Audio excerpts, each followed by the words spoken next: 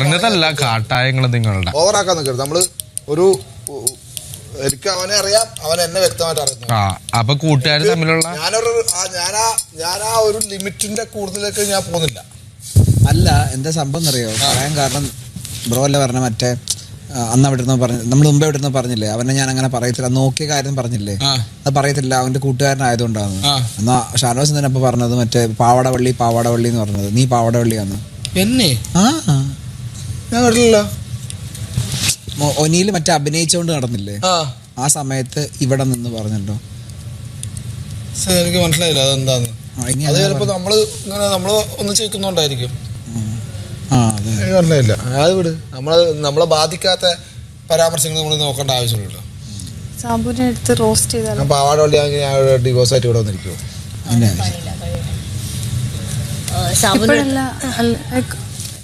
അവന് ആ പറച്ചില് ഇച്ചിരി ചെറിയ സാധനങ്ങൾ കേറുന്നുണ്ട്. അത് ഞാനൊന്ന് കൺട്രോൾ ചെയ്യുന്നുണ്ട്, പക്ഷെ ആ കൺട്രോളിംഗ് ഒന്നും. കളിക്കുന്നവരെ നമ്മൾ അങ്ങോട്ടും ഇങ്ങോട്ടൊക്കെ നിർത്തും. ഈ കളിക്കാത്തവര് കേട്ടാ എന്തെങ്കിലും ഗെയിം സ്ട്രാറ്റജി കാണിക്കട്ടെ. ഷൈറ്റ് ചോദിച്ചു അത് ബാത്റൂമിൽ നിന്ന് എടുത്തത് തെറ്റല്ലേ? അതെ ബ്രോ, അത് തെറ്റാണെന്നാണ് എനിക്ക് തോന്നുന്നത്. Logically correct. ഞാൻ വിളിച്ച് പറഞ്ഞ് കൊടുത്തായിരുന്നു. അത് മേ ബി എല്ലാ ആർഗ്യുമെന്റും കഴിഞ്ഞിട്ടായിരുന്നു. പക്ഷെ അപ്പൊ അവനെന്തെങ്കിലും ഒരു നിലപാട് വേണ്ടേ? ഒരക്ഷരം വേണ്ടിയിട്ടില്ല. അതിനൊന്നും അറിയില്ല.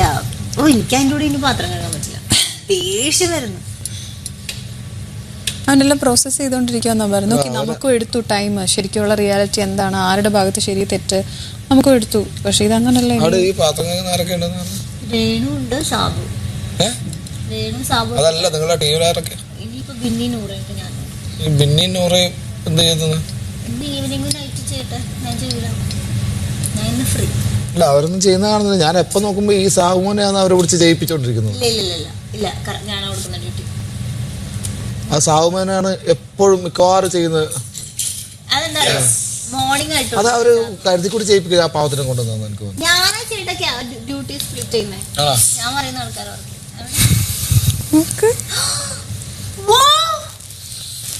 Nice bro. Look at this, Big Boss. നെവിന്റെ കഴിവ് കാണും. ക്രിയേറ്റിവിറ്റി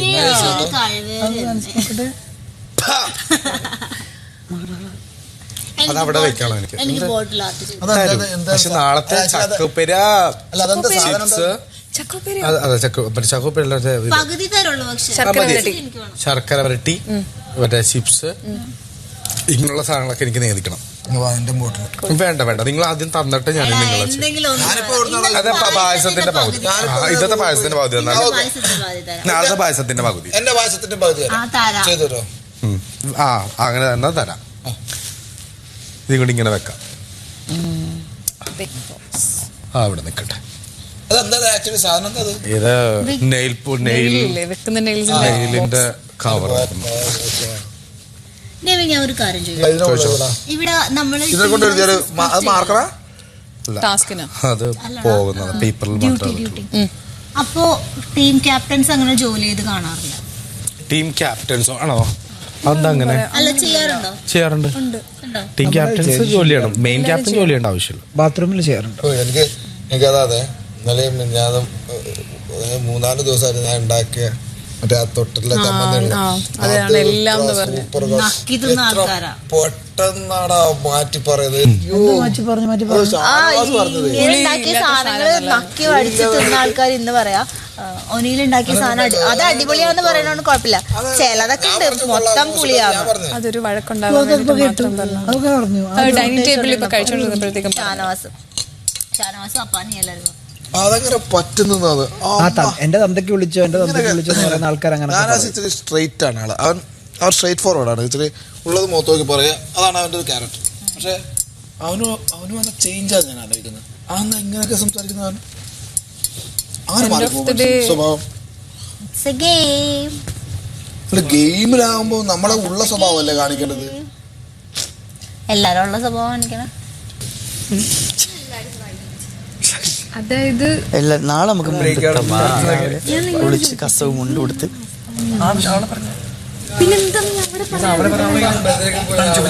ഞാൻ പറയട്ടെ, ഈ കാര്യം സത്യം പറയട്ടെ, ഈ കാര്യം എനിക്ക് പൊതുവെ കുറച്ച് കാര്യങ്ങൾ ഓൾറെഡി അറിയാം. ഓൾറെഡി ഫേമസ് കഥയാണത് ഇവളുടെ. എടാ ഇല്ല, ഓക്കെ എനിക്കറിയാം, നീ പറഞ്ഞിട്ടില്ല, പിന്നെ എന്തിനാ നീ അവരെ why do want convince that I told you? Convince ചെയ്യിപ്പിക്കണ്ട, പക്ഷെ എന്റെ പേരിലാണ് ആ ഒരു സംഭവം വന്നിരിക്കുന്നത്. ഇപ്പോഴും അവൾ അത് തന്നെ പറയുന്നത്. അതായത് ഞാൻ മസ്താന്റെ പേര് പറഞ്ഞാലും അത് അവള് അതിനെ പറയും. ബ്ലൈൻഡ് സൈഡ് ഞാൻ പറഞ്ഞേക്കല്ലേ, ഞാൻ ഡ്രസ് താഴേക്ക് ഇടും ഒരു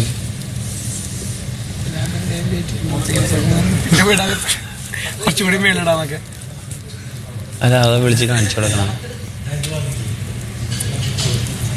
ചേട്ടാ ഈ നെവിൻ എന്ത് മാറ്റാസ്റ്റോ, നെവിൻ എന്ത് ഇങ്ങനെ മാറിയത്?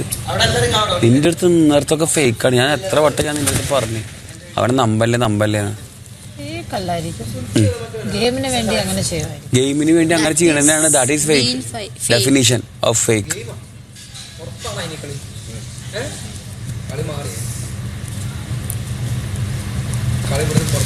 ചിലരൊക്കെ ബാത്റൂമിൽ കയറി ഒളിക്കുന്നുണ്ട്, അതുകൊണ്ട് പുറത്താക്കി. വെറുതെ ഒരു ടോപ്പിക്കും ഒരു ക്ലൂവും ബിഗ് ബോസ് തരരുത്. ഇതിപ്പോ ആ സാധനം എടുത്തു വെക്കാനുണ്ടോ? പിന്നെ പറ്റൂച്ച ആ ടാസ്കിനിടയിൽ ജിഷിനെ ഒന്ന് പിച്ചേക്ക് ഇടിക്കണമെന്ന് ഞാൻ പറയില്ല, ചന്തിക്കൊക്കെ പിച്ചു കൊടുത്തത്. ഞാൻ ഇന്നലെ 2 കുത്തു കൊടുത്ത് കൈക്ക് വെക്കിട്ട്. ജിസേൽ നമുക്ക് ഇരുന്ന് ഗെയിം കാണാൻ വെറുതെ അടിപിടി അവസാനം ആ ചാക്യാ കൂത്ത് കാണിക്കുന്നത് അവനിട്ടും കൊടുത്തേക്ക് 2 ഏതിന് മേലത് ചോക്ലേറ്റില്ല ക്ലാസ്മേറ്റ്സില്ല ചോക്ലേറ്റ് അവസാനം ആ ചാക്യാർ കൂത്ത് കാണിക്കുന്നത് അവരിട്ട് കൊടുത്തേക്ക് 2. എന്തായാലും ഇവര് വന്നതിന് വേണ്ടിട്ട് ഇപ്പോഴത്തേക്ക് ന്യൂസൊക്കെ പോയിട്ട് എല്ലാവരും ഒന്നായി.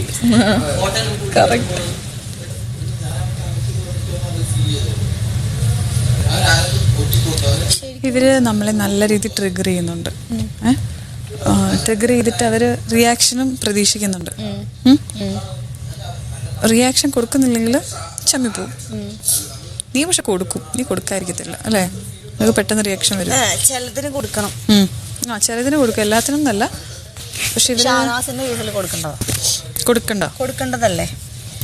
ഇന്ന് പറഞ്ഞതിന് കൊടുക്കണം.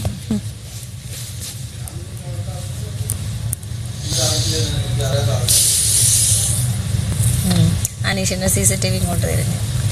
ബിഗ് ബോസ് അനീഷ് ഇന്ന് ഉറങ്ങിയ പട്ടി കുരച്ചില്ലെങ്കിൽ, അനീഷ് ഉറങ്ങിയാൽ അപ്പം ഞാൻ പറയും കേൾക്കുന്നുണ്ടോ, അപ്പം പട്ടി കുരക്കണം.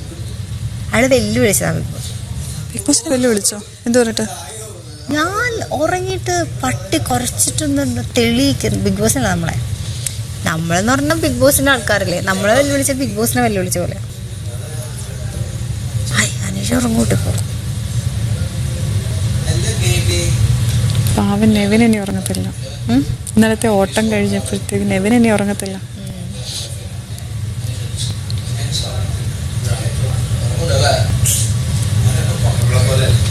എല്ലാവരോടും ഇൻട്രൊഡ്യൂസ് ചെയ്യുന്ന വാർണിംഗ് കൊടുക്കണം പോലും. അവിടെ തുണിയിടുന്നത് പറഞ്ഞു കേൾക്കുന്ന പിള്ളേരല്ലേന്ന് വെച്ചാൽ റിഫോംസ് ഉണ്ടാണെങ്കിൽ ചിലപ്പോൾ ഇങ്ങനെ ചെയ്താലായിരിക്കും അതിന് മാറ്റം വരുന്നത്.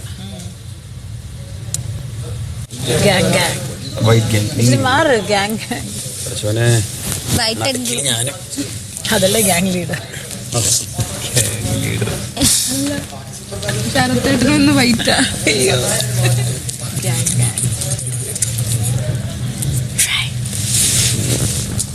രംഗനാഥ് റെഡ്ഡി